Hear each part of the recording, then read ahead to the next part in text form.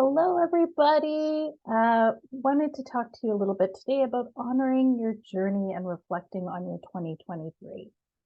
So, I wanted to remind you the importance of reflection. Often at the end of the year, when I was an employee at an organization, I'd go way back into my calendar when I was preparing my year end review, and I'd go through my calendar and just start noting some of the things that I had accomplished. And usually by the time I was done, I was so surprised at how much I got done and how much I had to celebrate and to note. But we rarely do that. We rarely take the time to go back and celebrate. So, what I'd love for you to do is think about where are you now that we're in December 2023. What have you accomplished and maybe what hasn't gone as planned? So I have three questions for you and a few reasons why I think it's important. First, it's so nice to remember everything you've accomplished. And when we go back and remind ourselves, it just breeds further success because it puts us in that mindset of, yeah, I can do these things. I can get a lot done. I can make strides in the areas that I want to. The second thing is to look at the hard stuff because what it does is reminds us that we can overcome those things. And it helps us reflect on the lessons that came with those tough things. So we need to look at both. What have we done that was great? What have we overcome that maybe wasn't so great? Because none of us like the not so great stuff. And yet it's what builds our character, I'm told. Finally, um, taking stock of your progress in 2023, have you set out and accomplished everything that you hoped by the end of this year? And if not, what might you do a little bit differently or what would you prioritize for the start of 2024? So I thought I'd share a little bit about my journey and then I'll give you some tips and tricks and a free giveaway at the end so that you can really honor your 2023. 2023 was a really weird year for me. It was both beautiful and terrible in some ways. And I think anyone can relate to that. Usually, when we look back in our years, there's things that we really loved and things that we really didn't see coming. And for me, the first thing that comes to mind in my 2023 is the lawsuit that I was named in February of this year. And of course, I can't speak too much about that, but it was just something I didn't see coming and really hit me out of left field. It was also, however, 2023 was a great year for me in that in May, I published my book, Leave It All on the Dance Floor. And while that process was super tough and there were so many times I wanted to give up, the key point for me that kept me going was to remember my bigger why. And it was the 23 amazing women who shared their stories with me that kept me going. And I'm so glad that I did keep going and get it done. Part of that highlighted the amazing book launch party that we had shortly after. It was hosted by my fabulous friend Jody Hughes, and I got to connect with my family and friends and some of the women contributors for a discussion around the content and the process. And you got a little bit of the backstory behind the book and some of the things that I talk about. So if you missed the replay, I've got a link in the text if you want to go back to the text and pop into that link.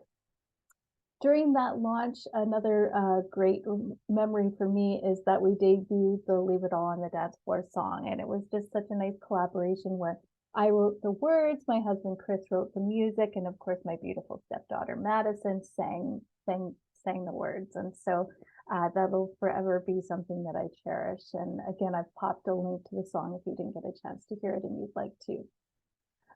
In the same month that my book launched, I also decided to step away from a very lucrative but toxic contract situation. And it was tough because it really put us in a bit of a financial jam.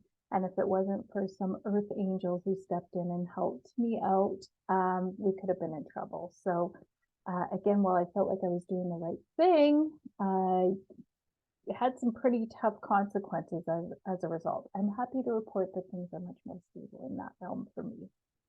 In early August, we had a fabulous family reunion. It was hectic, but I just had such a good time spending time with my family. We got out onto the lake, we ate some great food, and we had some pretty epic evening sing-alongs, which is a family favorite for us for sure.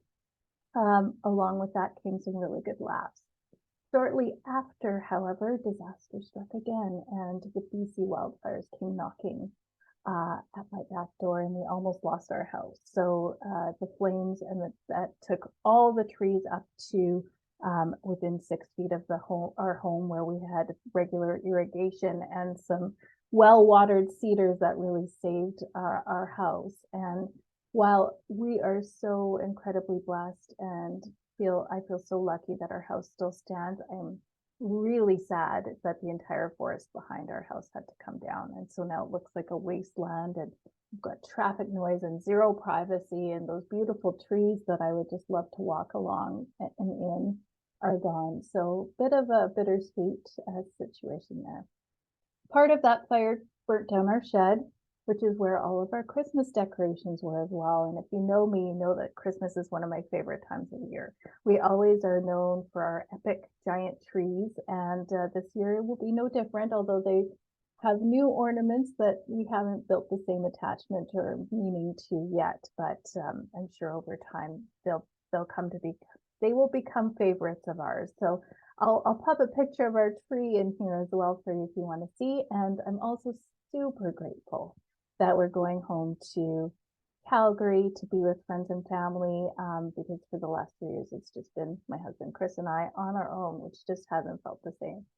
It's not Christmas for me if there isn't some big family chaos going on. So I'll be glad to embrace the chaos this December, as long as we can travel safely.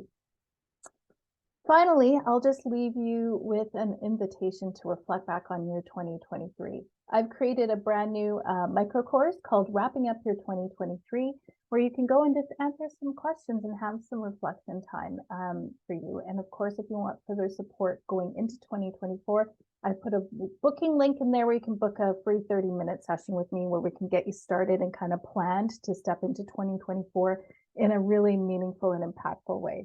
So thank you for subscribing to my newsletter all this time, and I can't wait to hear what you're able to accomplish in 2024, and I'd be happy to walk alongside you in that journey. Have a great holiday season if you celebrate this December, and if not, I'm wishing you some reflection time as you step into the new year. Bye.